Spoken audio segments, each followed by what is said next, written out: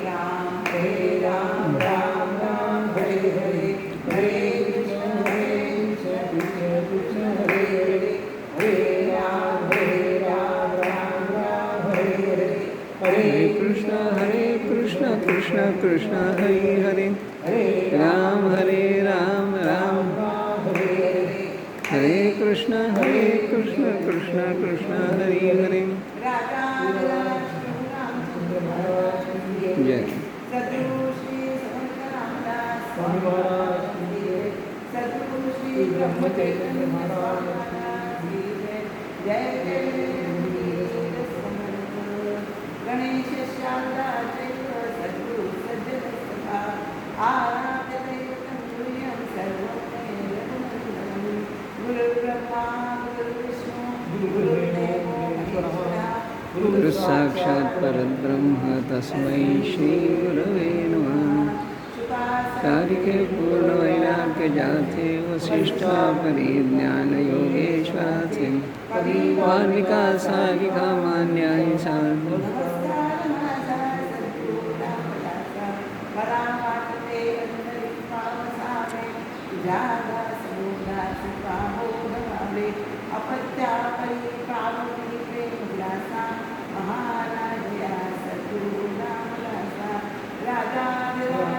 रामचंद्र महाराज की जय सद्गुरु श्री समर्थ रामदास महाराज की जय सद्गुरु श्री ब्रह्म चैतन्य महाराज की जय जय जय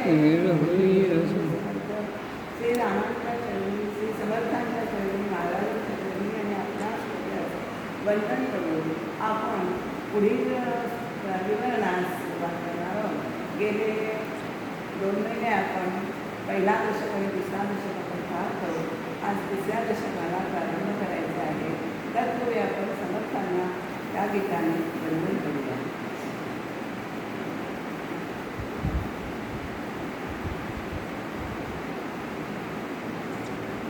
शिवथरगड समर्थांचं कायम नित्य वसतिस्थान असलेले शिवथरगड येथे दासबोध सफर अभ्यास साधना सप्ताह शिबिर असतं.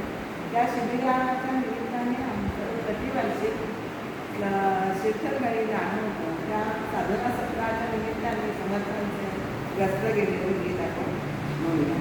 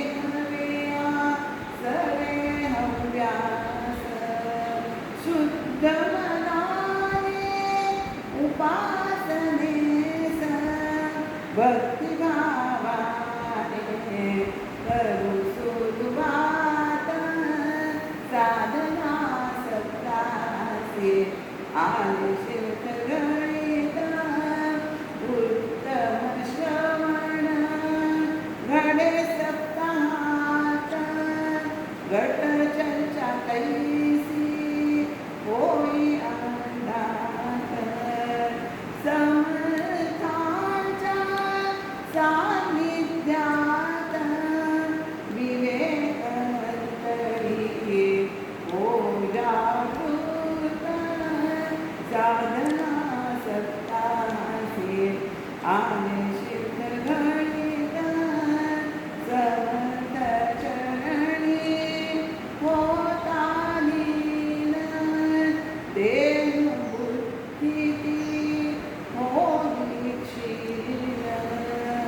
दृश्यमास फुलता जाणी विरून उमगले नजसी ब्रह्मदेची शाश्वत साधना सत्तासी आणि शिखर गणित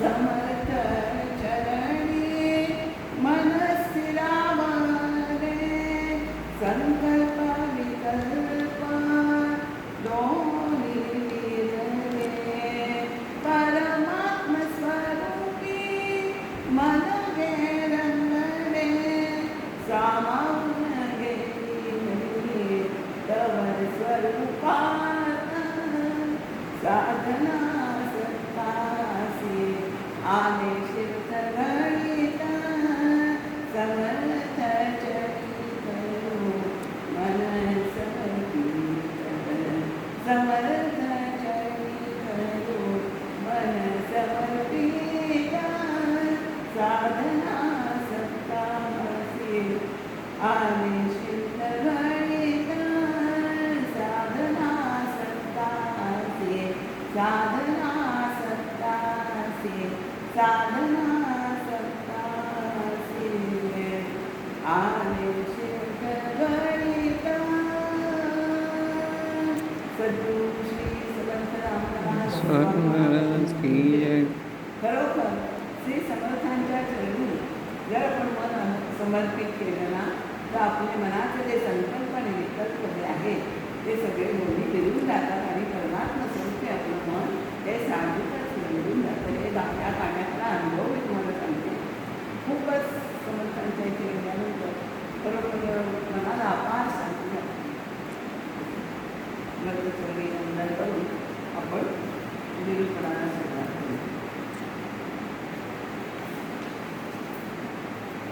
गेले 2 महिने आपण दशक पहिला दशक दुसरा आणि मध्यंतरी आपण सद्गुरू लक्षण आणि सच्चिश लक्षण बघितलं. पण दशक पहिला याच्यामध्ये नित्यानित्य विवेक यापैकी नित्य स्वरूपाचं वर्णन पहिल्या दशकामध्ये केलेलं आहे. यामध्ये साधना चतुष्टयाची नित्यानित्य विवेकापैकी नित्य स्वरूपाचं वर्णन समर्थांनी पहिल्या दशकामध्ये केलेलं आहे. आणि नित्य ह्याच्यामध्ये आपल्याला ह्या समासामध्ये अनुबंध चतुष्टयाची आणि साधन चतुष्टयाची वास्तविक माहिती जी म्हणतो आपण ती या पहिल्या दशकातून आपल्याला मिळते. आणि हे नित्याचे विवरण करून समर्थ दुसऱ्या दशकामध्ये काय करतायत, अशाश्वत मायेला गुरून जो या मायेच्या कर्जाला अडकतो त्याची लक्षणं समर्थांनी या दुसऱ्या दशकात सांगितलेली त्यागार्थ सांगितलेली आहे. आणि विवेकातील अनित्य अशा स्वरूपाचं वर्णन इथे या दुसऱ्या दशकात आपल्याला केलेलं आहे. त्यामागचा समर्थांचा काय हेतू आहे, तर आत्मचिंतन करून आत्मपरिवर्तन व्हावे. याच त्यागार्थ लक्षणांचं आपलं आत्मचिंतन करायचं आहे आणि आपल्यात आत्मपरिवर्तन करायचं आहे. यासाठी ही समर्थांनी लक्षणं सांगितले. त्यागायचं काय सांगितलं, लगेच काय घ्यायचं आहे ते उत्तर लक्षणं सद्विद्या लक्षणं असं आपल्याला समर्थांनी दुसऱ्या दशकातलं आपल्याला स्वरूप सांगितलेलं आहे. त्या अनित्य अशा स्वरूपाचं आपल्याला वर्णन या विषयाच्या दशकात केलेलं आहे. ज्यांना आत्मज्ञानच नाही ते प्रपंचाला दृश्याला अनित्यालाच महत्त्व देतात, त्यालाच कवटाळून बसतात. याची पहिली लक्षणं आपल्याला मुख्य लक्षणं समाजात सांगितली आहे. तर आणखी 10व्या समासात कळत मूर्ख म्हणजे शहाणा असून मूर्ख याची लक्षणं सांगितली आहे. म्हणजे आत्तापर्यंतच्या विवेचनातून वर्णातून आपल्याला नित्य काय आहे आणि अनित्य काय आहे याचा विवरणावरून आपल्याला सगळ्यांना झालेला आहे असं समजायला ते आपल्याला हरकत नाही. आता तिसऱ्या दशकामध्ये समर्थ काय सांगतात, तर आपल्याला समर्थ आपल्या तिसऱ्या दशकात आपल्याला समर्थ वैराग्याकडे वळवत आहे. वैराग्य अंगी पाडण्यासाठी हा समाज समर्थाने दिलेला आहे. त्या समाज दशकाचं शास्त्रीय नाव आहे इहामूत्र फलविराग फलभो. काय त्याचं नाव आहे, इहामूत्र फलभोग विवरण. म्हणजे इह म्हणजे हा मृत्यूरोग. आपण जो राहतो पृथ्वीवर आणि अमूत्र म्हणजे परलोक. परलोक त्याच्यामध्ये आपण परेकडे आपण म्हणतो तसं पलीकडे जायचं आहे आणि तिथे आपल्याला ते भोग बनवायला लागतात. आपल्या पृथ्वी तलावावर जे भोगायला लागतात त्याचं भोगांचं जे फळ कर्म केलं ते फळ मिळतं. हा कर्म विभाग चालत आहे. ते तुम्ही चांगलं कर्म केलं तर पुण्य मिळतं आणि पापकर्म केलं तर आपल्याला पाप हे लागतं. दुष्कृत्य केलं तर पाप लागतं. ज्यांना पापकर्म केल्या त्यांना स्वर्ग नरकाने नरकाने भोग भोगायला लागतात मरणोत्तर. आणि पुण्यकर्म केलं तर तुम्हाला स्वर्गादी भोग उपभोगायला मिळतात. म्हणजे या दोन्ही कर्मांचे आणि अमृत म्हणजे परलोकातील या सगळीकडे कर्म हे करायला असतात. तर त्या कर्माचं फळ आपल्याला त्याचं निराश करायचे म्हणजे कर्माची आसक्ती ठेवायची जी कर्मफलाची म्हणजे गीतेमध्ये सांगितलं आहे ना, कर्मणी अधिकारी मा फलेशी पदार्थ.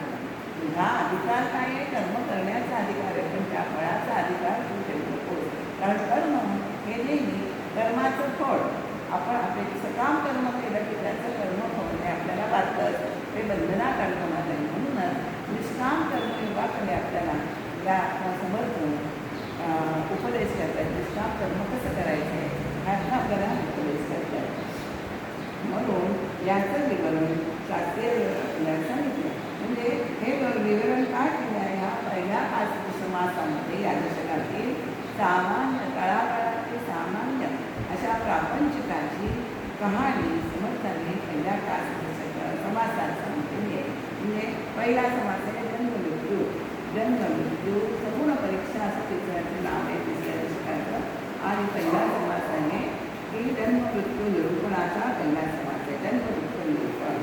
सगळ्या संतांचं असं म्हणणं आहे की जीव त्याचा जेव्हा स्वस्वरूपाला विसरतो तेव्हाच त्याला जन्म होतो. वास्तविक परमात्मा स्वरूप म्हणजे जीवाचं म्हणजे जीवात्मा आणि शिवात्मा परमात्म्याचं स्वरूपच जीव असतो. पण जेव्हा स्वस्वरूपाच त्याला विस्मरण होतं परमेश्वराचं तेव्हा तो जन्माला येतो. समर्थ रामदासांनी तरुणाष्टकामध्ये सुद्धा असं सांगितलं आहे की तुझ्या वियोगे जीवित राहिले. तुझा वियोग घडला म्हणून मला जीव दशा प्राप्ती झाली असं समर्थांनी तरुणाष्टकात सुद्धा म्हटलेलं आहे. जेव्हा जीव स्वस्वरूपाला विसरला की त्याला भगवंतापासून तो वेगळा होतो. आणि वेगळा होतो म्हणजे काय? तर भगवंत हा पूर्ण आहे म्हणजे त्याला त्याच्यापासून तो वेगळा झाला त्या जीव हा अपूर्ण आहे. अपूर्णत्व त्याच्याकडे येतं. संपूर्णाकडनं आपण एक भाग काढला तर तो अर्धा पावच भाग येतो त्याच्यातला. तर तो अपूर्ण जीव हा अपूर्ण होतो. भगवंतापासून वेगळा झाला की तो अपूर्ण बनतो. आणि अपूर्ण जर बनला तर त्याच्या अंती वासना जन्म पावते. वासना जन्म पावते. वासना हालचाल करू लागते आतमध्ये. देहवृत्ती त्याच्यामुळे प्रबळ होत असते. आणि देहवृत्ती उदयास आली की मानवाला देहवृत्तीच आपल्याला म्हणजे वासनेमुळे देह हा प्राप्त आपल्याला होत असतो. वासना जन्माला आली की देहवृत्ती प्रबळ होते. देहात वासनावृत्ती ही अशी गोष्ट आहे की या जन्मात त्या सगळ्या वेगळ्या जन्मीच्याही वासना राहिलेल्या असतात. त्या सगळ्या वासना एका जन्मात पूर्वच होते. आणि आत्ता या जन्मात जर आपण बघितलं तर एक वासना निर्माण झाली की पूर्वी होते की दुसरी वासना तयार असतेच. म्हणजे हा वासनात्मक आपल्याला वासना इतक्या असतात की त्या पुढे होत नाही. आणि ह्या वासनामुळे आपल्याला पूर्ण होण्यासाठी आपल्याला पुन्हा जन्म मिळत लागतो. त्यापेक्षा आपण निर्वास होऊन घ्यायचे म्हणजे आपल्या मनातील वासना त्यांचा अंत म्हणजे त्यांचाच त्याग करायचे. आपल्याला सांगत होते की त्याग करावा तो व्यक्तींचा आपल्याला त्याचा त्याग करायचा म्हणजे त्याच्यापासून आपल्याला विरक्त व्हायचं आहे. आपण वासना निर्मुक्त व्हायचं आहे. त्यासाठी आपल्याला या समर्थांनी आपले वैराग्य ह्याच्यातला विषय खरा वैराग्य आहे. त्या कर्मफलाचा आपल्याला त्याग करायचे म्हणजे त्याच्याबद्दल आपल्याला वैराग्य बाळगायचं. आणि हे वर्णन समर्थांनी केलं आहे. हे दृश्य जगताबद्दलची नावड निर्माण करणारे हे जे वर्णन आहे ते दृश्य जगताबद्दल जे आपल्याला दृश्य जगत दिसत आहे त्याच्याबद्दल नावड निर्माण केली पाहिजे. म्हणजेच विरक्ती आली पाहिजे. त्यासाठी यामध्ये प्रपंच करीत असताना आपल्याला कोणत्या अडचणी येतात, कोणत्या संकटांना आपल्याला तोंड द्यायला लागतं, कटकटीला तोंड द्यायला लागतं, सामोरं द्यायला लागतं. तर त्या सगळ्यांचं वर्णन आपल्याला याच्या समासामध्ये आपल्याला मिळतं. जो जीव आहे तो कर्म जन्माला आला की त्याला कर्म करणे आढळत असतात. कर्म न करता आपण सांगितलं की तू स्वस्थ बस, तर माणसाला स्वस्थ बसता येत नाही. काहीतरी नाही, तो कर्म नाही करता हालचाल तर करतोच की नाही. म्हणजे कर्म हे आपोआप त्याच्याकडून जन्माला आला की ते कर्म घडतच असतं. त्यामुळे काय होतं, जन्म दुःख मरण हे त्याच्यामध्ये आपल्याला निरूपणात समजता नाही असं म्हटले त्याने की. आणि तुकाराम महाराज असं म्हणतात, जन्म केली लागे वासनेची संगेल. म्हणजे वासना त्यामुळेच आपल्याला हा जन्म घ्यायला लागतो. आणि जन्मदुःख निरूपणाच्या समर्थाने म्हटले नाही की आईच्या गर्भात असताना देहाची वाढ होत असते, त्यावेळेस त्या जीवाला किती यातना किती प्रकारचं दुःख असतं हे समर्थांनी या समासात जन्मदुःख निरूपणा समासात समर्थांनी आपल्याला सांगितले आहे. मुळात समर्थ म्हणतात, जन्म दुःखाचा अंकुर जन्म दुःखाचा सागर जन्मभयाचा गंधर्व कळेना असा. समर्थ म्हणतात, मुळात जन्म होणे हे दुःख आहे. दुःख का सांगितलं आहे आपण मगाशी बघितलं की भगवंतापासून दिला जातो, म्हणजे ते दुःखालाच कारण आहे की नाही. आणि भगवंतापासून जर होण्यासारखं दुःख नाही दुसरं. जेव्हा आपण भगवंत आणि भक्त एकत्र असतो तर आपण भगवंतापासून वेगळं झालं की साहजिकच आपल्याला दुःख हे प्राप्त होत असतं. त्यामुळे या गर्भात आईच्या गर्भात असताना त्या अर्भकाला किती प्रकारचे त्रास सहन करावे लागतात, दुःख भोगावं लागतो. आणि काय होतं की आईच्या पोटात गर्भ वाढत असतो, पण जेव्हा आईला आपण म्हणतो जसे डोहाळे होतात तसे आई खाते, तर ते काय त्याच्यामध्ये किती तिखट, कडू, आंबट, उलट सगळ्या प्रकारचे रस त्या मातेच्या पोटात त्या बाळामध्ये असतात. मग त्या रसांमुळे त्याचा जो जीव गर्भ असतो तो पळून जातो खरंच. त्याला काही त्यांना समजत नाही, पण त्याला त्या रसांचा हा आंतरिक त्रास होतच असतो. त्यामुळे आणि मनाच्या स्वतःची समर्थांनी म्हणत आहे की अधोमुखते दुःख बाळ काढते. बाळ जेव्हा गर्भाच्या 12 वाजताच असतो असं समर्थांनी वर्णन केलेलं आहे. बाळासाठी आपण बाळाच्या जन्मासाठी आतुर असतो, पण त्या बाळाला किती त्रास अंतरात होत असतो हे समर्थांनी जन्म दुःख निरूपण या समासात आपल्याला सांगितलेलं आहे. जन्मापासून मानवी जीवनात आनंद होतो आणि त्याचा अंत कधी होतो, मृत्यूमध्ये. आणि या मधल्या 2 टोकांमध्ये जे जीवन असतं ना, त्यामध्ये जीवन जगत असताना माणूस कोणतं दुःखमय जीवन जगतो याची रूपरेषा समर्थांनी या समासात आपल्याला काढलेली दशकाचा विषय आहे वैराग्य. ह्या बरोबर स्वस्थ व्हावा म्हणूनच पहिल्या 5 समासामध्ये समर्थांनी तळागाळात असलेल्या सामान्यांची प्रापंचिकाची कथा ही आपल्याला सांगितलेली आहे. मानवाला प्रपंचात नंतर काय होतं, नंतरचे पुढचे समाज काय आहे की मानवाला समाज असताना प्रपंचात विविध ताप आध्यात्मिक, अधिदैविक आणि अधिभौतिक असे 3 ताप हे भोगावेच लागतात. त्या विविध तापांचे, कष्टांचे, ताप म्हणजे दुःख, त्या तापांचे, कष्टांचे, क्लेशांचे वर्णन सांगत जन्माला येणाऱ्या प्रत्येक जीवाला हा शेवट आपल्याला ते कुठे येत आहे, मृत्यू. जन्माला येणाऱ्या प्रत्येक जीवाला मृत्यू हा आहेच आहे, त्याचे मरण चांगले व्हावे, आपलं जन्म सार्थकी लागावा. म्हणून या दशकाच्या शेवटी वैराग्याचा महिमा समर्थांनी स्पष्ट केला आहे. सर्व धर्माच्या फळांच्या भोगवर्णनातून आपल्याला समजलेली विरक्ती, कशी विरक्ती येते हे आपल्याला ह्या दशकातून आपल्याला समजते. या दशकाचा थोडक्यात आढावा आहे. थोडक्यात आता आपण आता आपण हा थोडासा विषय जगत घेतला तरी तो आपल्याला सामान्यांना सगळ्या आपल्या माणसांना कळण्यासारखा आहे. जन्मदुःख विमरण दुःख आता आपण थोडं बघूया आणि पुढे जायचे आपल्याला भक्ती निरूपणाकडे काढायचे. तर ह्या आपण प्रापंचिकाची कहाणी 5 समासातनं आज आपण करू. आध्यात्मिक अधिभौतिक ताप आहे त्याला आपण सुरुवात करायची आहे. तर ह्या जन्मदुःख निरूपण समासामध्ये समर्थांनी काय सांगितले आहे, 1 ते 10 मध्ये गर्भवासाचे दुःख समर्थांनी आपल्याला सांगितलेले आहे.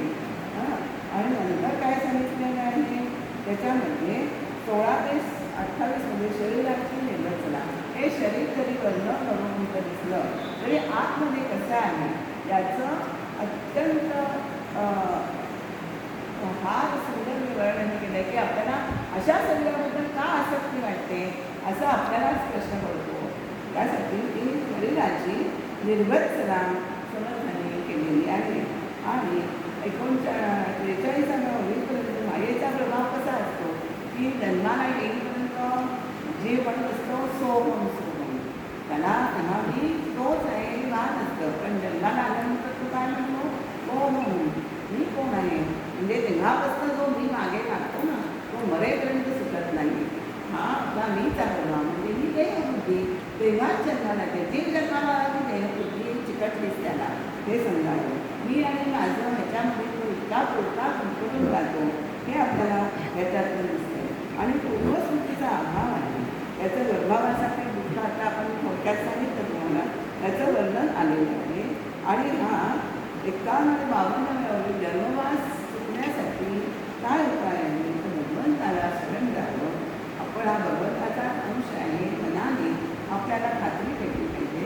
भगवंताला शरण गेलं की हा तुमचा गर्भवास आपल्याला आपण ह्याच्यामध्ये म्हणतो की याची दानाचे गाण देवा, त्याच्यामध्ये आपण म्हणतो की नलगे मुक्ती नल संतता संत संग देई. आपला जन्माला आला पण संत संग दे असं तुकाराम महाराजांनी सुद्धा म्हणलेलं आहे.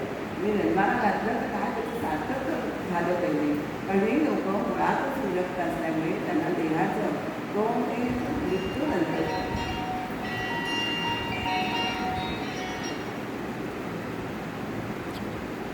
जन्मात आलेला असं तुकाराम महाराज म्हणतात. तर ह्याचा आपल्याला गर्भवास सुटण्यासाठी आपल्याला भगवंताला एका शरण घ्यायचे असं या समाजात सांगितलं.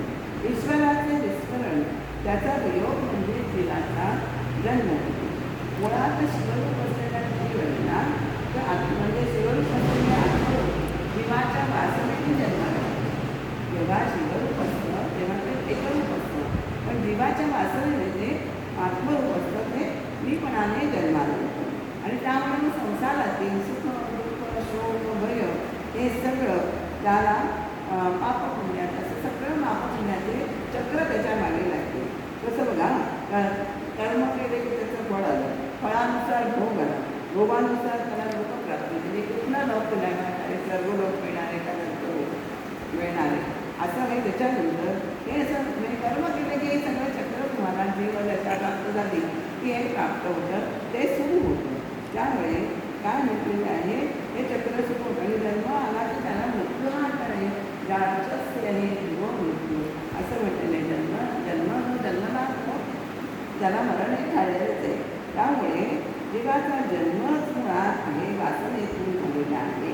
श्रीकृष्णांच्या वासनेतूनच जीवाचा जन्म झालेला आहे. आणि जन्म दुःखाचा हा सागर आहे, अंकुर आहे. म्हणून ओळीमध्ये पहिल्या ओळीचे समर्थ म्हणताय की जन्म दुःखाचा अंकुर, जन्म शोकाचा सागर, जन्म भयाचा डोंगर चढेनाचा. तुम्ही एकदा जन्माला आलात की तुमच्या दुःखाचा सागर म्हणजे तुमचा जन्म हा शोकाचा सागर आहे. तुम्हाला जन्म आला की त्यावेळेस आपल्याला जन्म होतो, आपण वाढदिवस साजरे करतो. पण प्रत्येक जन्माला आला की तो प्रत्येक क्षणापासून जीव हा मृत्यूच्या दिशेने वाटचाल त्याची होत असते. कोणाला मृत्यूची आपल्याला अचूक तारीख सांगता येत नाही, पण जीव जन्माला आला की तो हळूहळू वेगाने संसार म्हणूनच म्हणताय संसरते ती संसारा की तो जन्माच्या मृत्यूच्या दिशेकडे तो जीव सरकत असतो. त्यामुळे आपल्याला काय म्हणतो आपण तो वृक्षाचा जन्म म्हणजे दुःखरूपी वृक्षाचा अंकुर आहे असं समजताना पहिल्याच ओळीत म्हटलेलं आहे. देहाला आपण आपले मानतो तो देह अमंगळ कसा आहे तो त्याचं वर्णन समजताना अत्यंत प्रभावीपणे केलेलं आहे की या शरीराबद्दलची आसक्ती कमी होऊन अंतरात विरक्ती उत्पन्न व्हावी हाच हा समर्थांच्या वर्णन करण्यामागचा हेतू आहे. भगवंताची भक्ती केली तरच आपली सुटका होणार आहे असं समर्थांनी सांगितलेलं आहे. म्हणजे जो जन्मापासूनच विरक्त असतो, ईश्वर भक्त असतो, त्यांना या शरीराची आसक्तीच नसते. म्हणजे मुळात त्याचा जन्म हा ईश्वर कार्याकरता असतो. त्यामुळे त्यांना जन्माची म्हणजे देहाची आसक्ती नसते. त्यामुळे जे रोज एक कर्म करतो तो ईश्वरात उत्कृष्ट करतो. म्हणजे ईश्वराच्या उत्कृष्ट कर्म केलं तर तेही बंधनकारक करत नाही, कारण तो प्रत्येक कर्म ते ईश्वराला पण बुद्धीने करत असतो.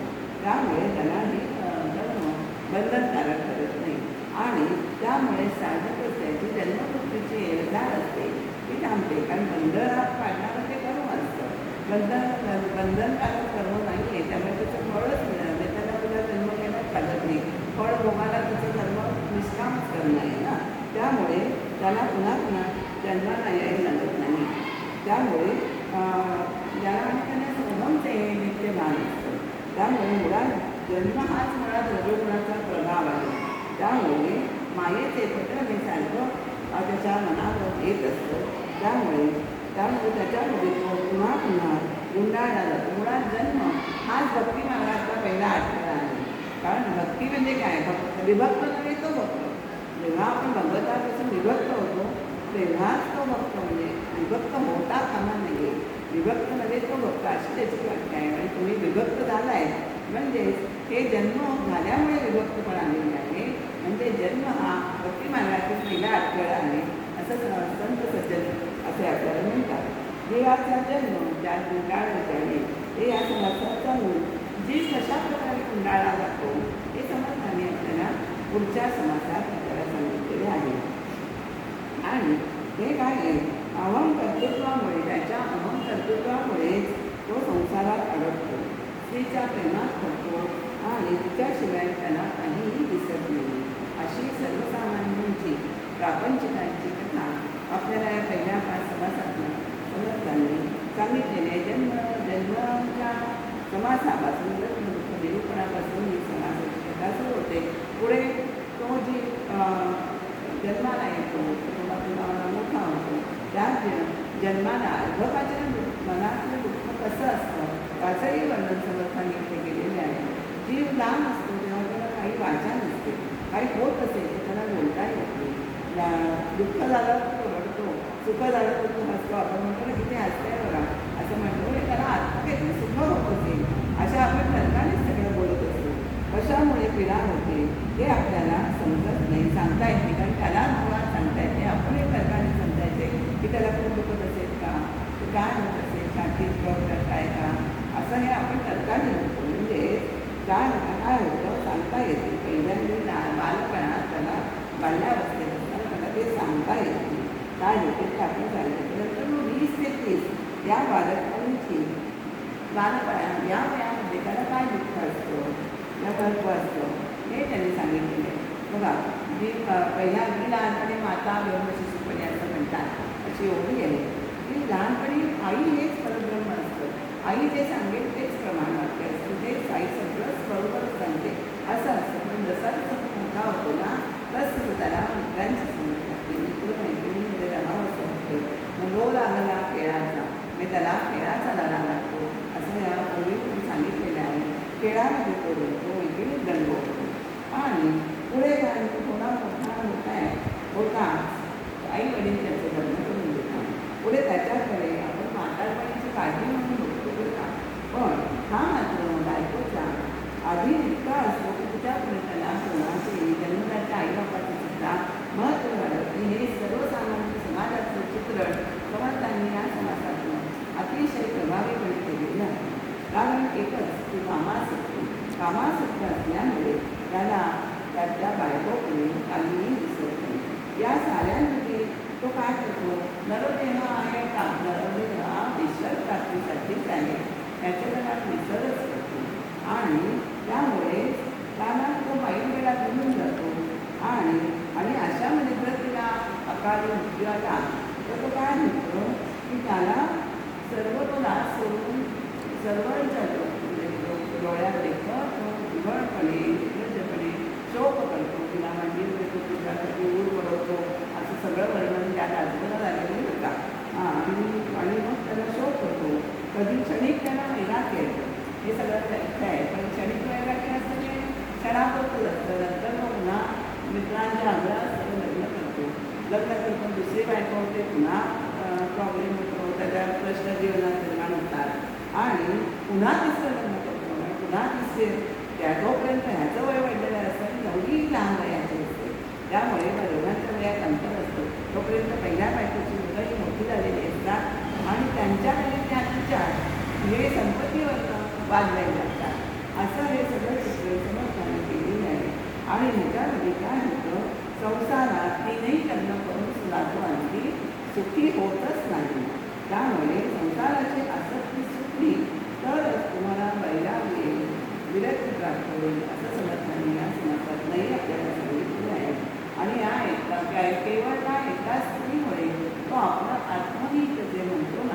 त्याला साधताच येत नाही आणि सगुणांचा अधीन होतो.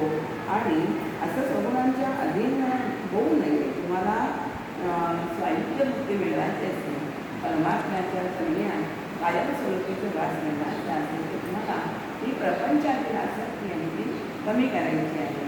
म्हणूनच आपण मगाशी म्हटलं की समर्थ या दशकामध्ये आपल्याला विरक्तीकडे या समाजातल्या आपल्याला दशकातून येत आहे. त्यामुळे हे सविस्तर वर्णन अधीन होऊ नये म्हणून हे सविस्तर वर्णन समर्थांनी इथे केलेलं आहे.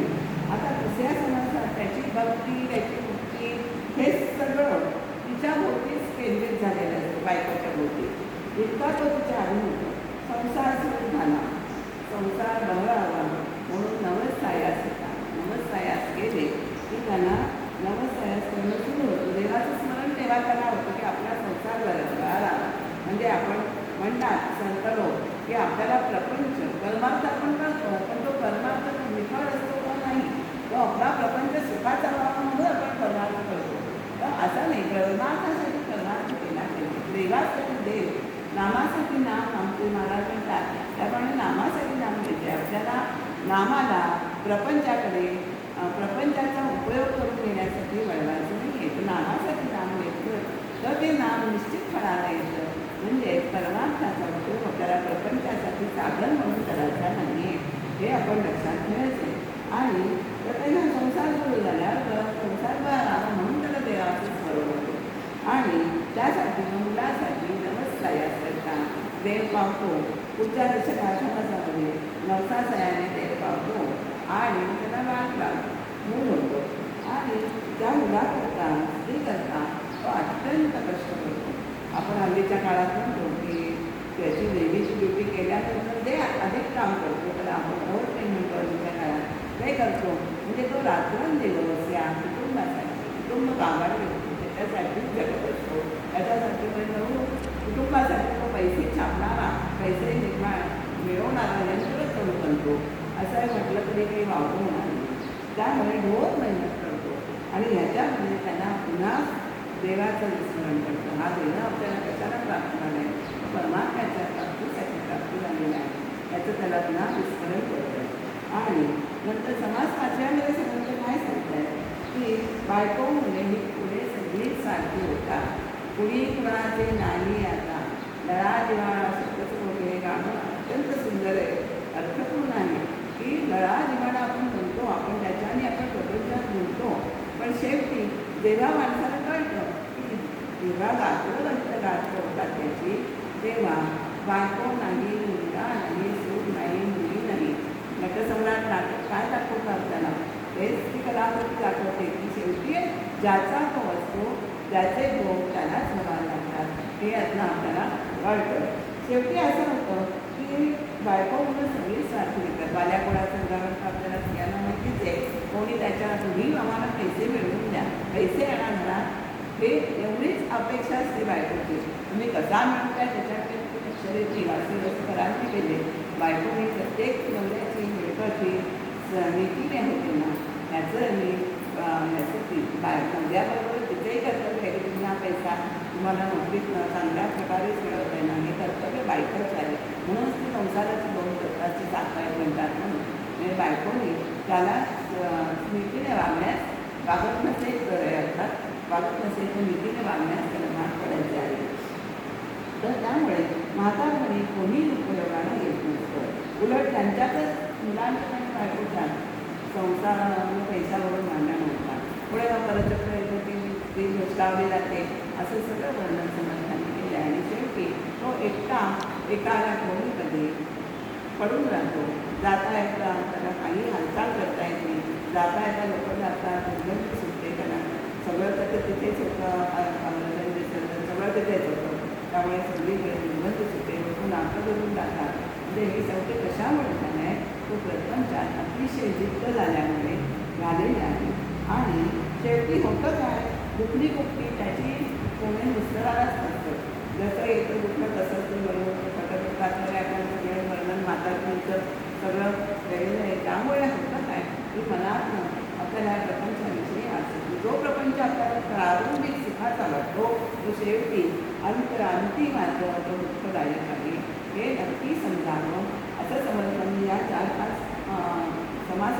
आपल्याला सांगितले. अशा प्रकारे त्याची जीवनभर ती ससे हलपटच होते, जन्माला आल्यापासून ती ससे हलपटच होते असं समर्थ सांगतो. आणि ही सगळी कहाणी 5 समासातून सांगितलेली आहे. मागील 4 समासातून मानव देहालाच दुःख मानत असल्यामुळे ते दुःखी लोक असतो हे आपल्याला या विचारातून समर्थाचा वाद कळतो. आणि अंतकाळी मात्र आतील भगवंताची त्याला आठवण येते आणि भगवंताला विसरल्यामुळे हे दुःख त्याच्या पदरात येतं असं आपल्याला समासात आपल्याला सांगितले. म्हणजे प्रपंचाचे म्हणजे आरोग्याचे दुःखाचे वर्णन या आपल्याला 5 समासातून समर्थाने केलेले आहे. आणि या लोकीच्या अनुभवावरून परलोकी सुद्धा सुखाची अशाश्वता ही समजून घ्यायची आहे आपल्याला माणसाने असं समर्थांचा हा होते. आणि शेवटी संकेत कोणीकडे आहे त्याच्यामध्ये काय सांगितलं आहे? ब्रह्मलोकादी पुरांत म्हणजे गवतासमान कसपटासमान आपण म्हणतो तसं. आणि काकविष्टासम आणि चित्तज्ञाना ब्रह्मलोक सुद्धा हे सगळे काकविष्टे चित्तामध्ये मानतात. कारण तो ब्रह्मलोक सुद्धा तो आहे तो आपल्याला काकविष्टे समान त्याला आपल्या चित्तातनं काकविष्टातून माहिती आहे की ती अत्यंत घरामध्ये लोक जे आसनातून ओढतात. तसंच आपल्याला या समासातनं प्रपंचातील आसक्तीविषयी आपल्याला म्हणता येईल. तयास श्रुती वैराग्य म्हणता वैराग्य त्यालाच वैराग्य असं नाव श्रुतीने दिलेलं आहे. श्रुती म्हणजे श्रुती स्मृती वेद यांनी वैराग्य असं नाव दिलेले आहे.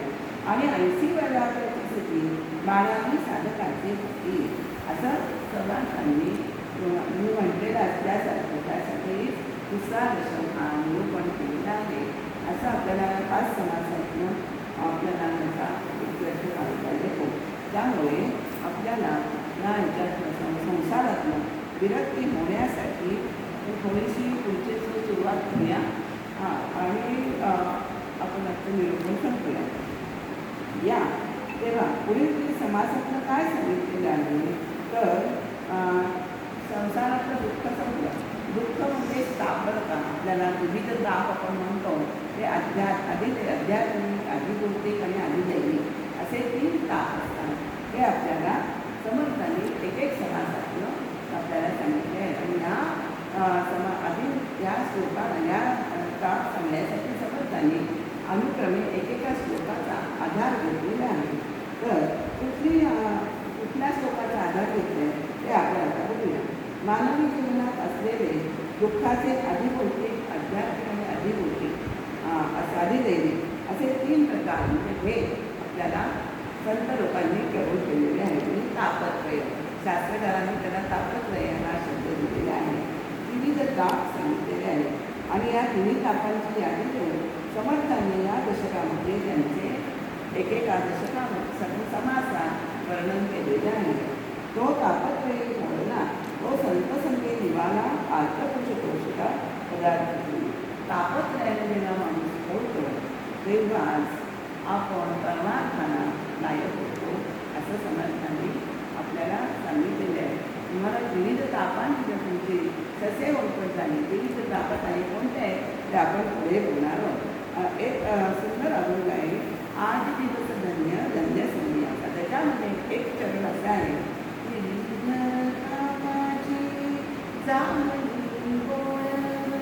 बोलवण कधी होते देखता हे चरण वैष्णवांचे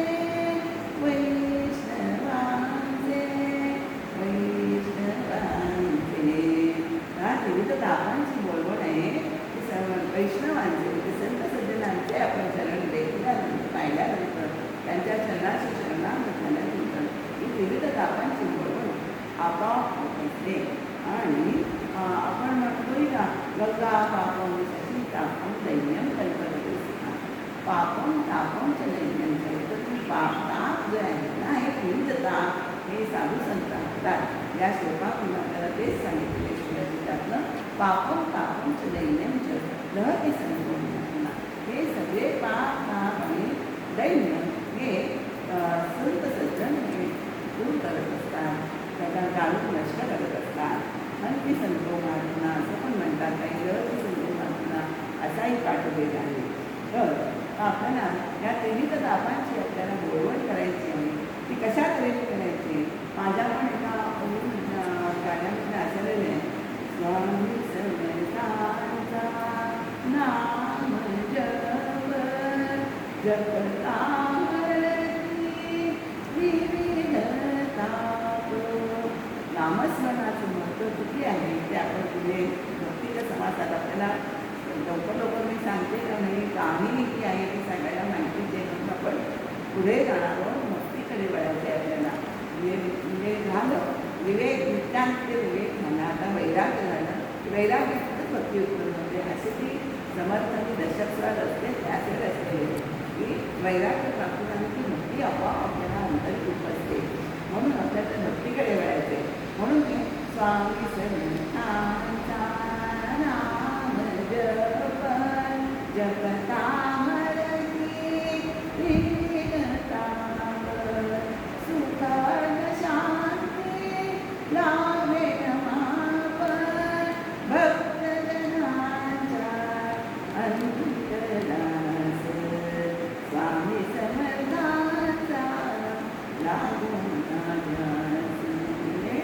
स्वामींचा परमेश्वराचा ध्यास हा चित्ताला लागला म्हणजे कारण त्यांच्या नामानेच आपले विविध काम आहेत ना ते आपल्याला भोग त्याचे सरणार आहे, भोगालाच लागणार नाही आहे असं म्हटलं तरी वावगं ठरणार नाही. आणि तो तापत्रयाने पोळलेला असतो ना तो संतांच्या संगतीने निवतो म्हणजे शांत होतो. संतांच्या संगतीने दुःखी माणसाला समाधान मिळते. आणि या विविध तापांची लक्षणे आपल्याला एक एक करून एका समासातून बघायचे आहे. ते समाज आपण विचार निरूपणात करणार आहोत. ज्यावेळी निरूपण सेवा समर्थांच्या चरणी, रामनाथांच्या चरणी, नारायणांच्या चरणी अर्पण करूया आणि वाणीला